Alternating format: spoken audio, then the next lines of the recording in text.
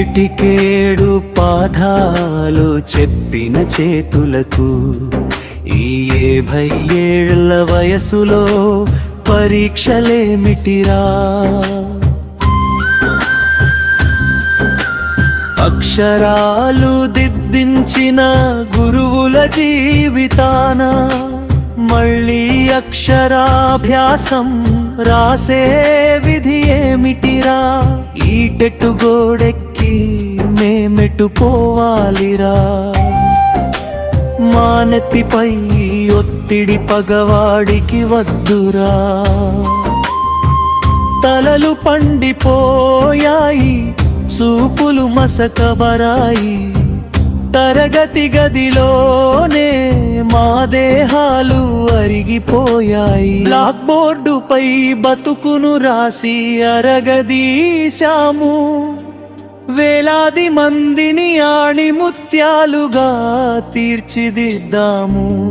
చదువు చెప్పిన గురువులము మేము తోపులము, నేడు చదువు రానోళ్ళలా మళ్ళీ క్యూలో నిలబడ్డాము.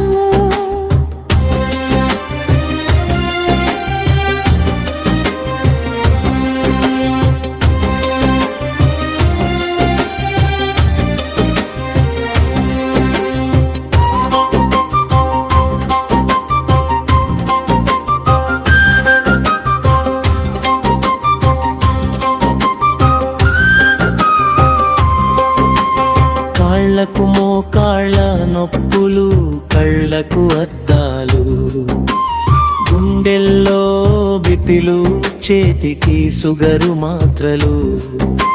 సగం వయసు సర్వీసుకే అంకితం చేశాము, మిగిలిన ఈ కొద్ది రోజులకు హాయి కోరాము.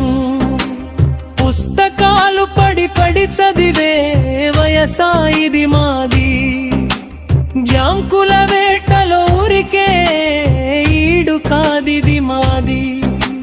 సెలవు రోజైన సర్కారు పనుల్లోనే గడిపాము, కుటుంబ సమయాన్ని కూడబడికే ధారపోసాము. అనుభవమే మా అర్హత అని అనుకున్నామయ్యా, ఈ వయసులో హాలు టికెట్ చేతికిచ్చారయ్యా. గౌరవంగా వీడ్కోలు పొందే సమయాన పరీక్షల భయంతో రాత్రులు నిద్ర కరువాయనా. ఏటికేడు పాఠాలు చెప్పిన చేతులకు ఈ 70 ఏళ్ల వయసులో పరీక్షలేమిటిరా? మా వేదనను ఆలకించే మనసు ఎవరికి ఉందిరా? గురువుల కన్నీటి చుక్కకి విలువ ఇచ్చేదెవరురా?